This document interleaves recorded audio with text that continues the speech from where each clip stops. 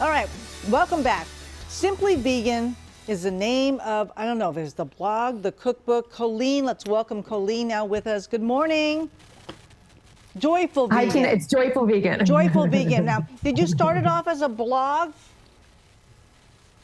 I started off as a cooking instructor 23 years ago, and then I wrote cookbooks, podcasts, blog, all of it. Love it. All right, you're going to teach us something simple to make that we can have as a regular meal or even maybe coming up for Easter.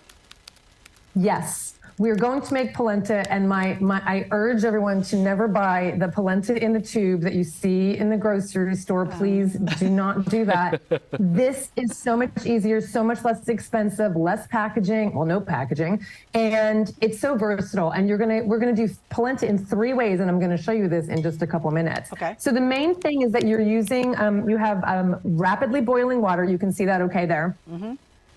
And we are going to be using our cornmeal. So you're going to find this in the store called polenta, or it's going to be called coarse cornmeal.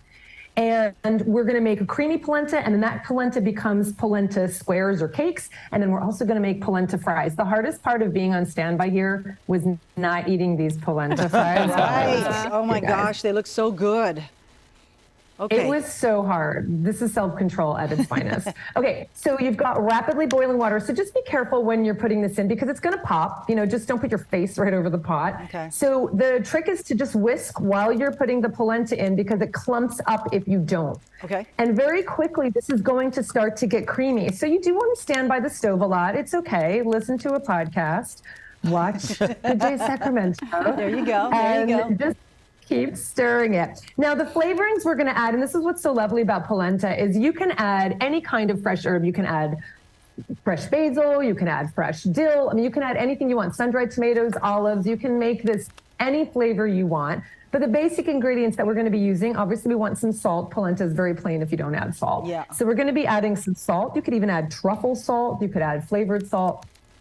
So just about a teaspoon of salt, and you can flavor it more afterwards as well. Definitely some black pepper is really lovely.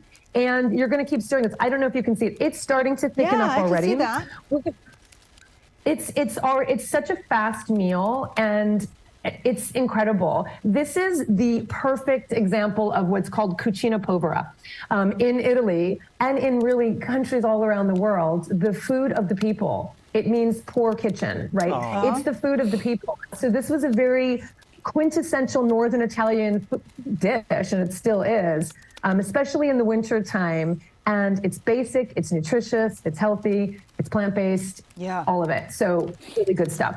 So we're going to keep stirring this. I'm going to add some non-dairy butter. So this is a non-dairy butter. Going to pop that in as well. Okay. Starting to thicken up. And then finally, I'm adding, you don't have to add this, but this is nutritional yeast. And this has a wonderful cheesy umami flavor that's wonderful for popcorn. It's wonderful for something like this, for making cheesy sauces. So we're going to pop that in as well. All right. Now, we got about 30 seconds. Yep, I'm going to keep this aside, and I'm going to show you what you're going to do next. Okay. Once this thickens up, and it will thicken up on you, you're going to pour this into a casserole dish, and it sets up like this. Look at the texture of these cakes. This is how much it sets up. Oh, wow. You can brush this with oil. You can grill this. Wow. You can fry it, and you can also cut them into strips, and you can make, I'm going to show you like this. I have put this in the air fryer. You can make polenta fries. Wow. Okay. Amazing. So, little quick question. So, when you pour it in, how long does it take before you can cut it? And then how do you store it? Depends if you have a ratio of 4 cups of water to 1 cup of polenta. It starts setting up pretty quickly, but I would pop it in the fridge for an hour, or you can do it overnight, and it sets up, and it's amazing. And I can leave it in the fridge for what, a week, maybe? Few days? You can live it, well, you want to eat it. You don't want to store it in your fridge. Yeah. So I would say eat it within a few days. Okay.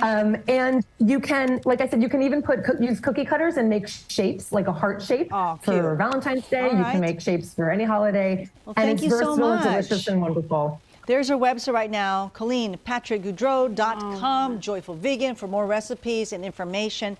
Thank you so much, Colleen. Wonderful. You're encouraging us. You made it look so easy. Thank you so much. Thanks, Tina. Thank you. All right, guys, back over to you. Thank you.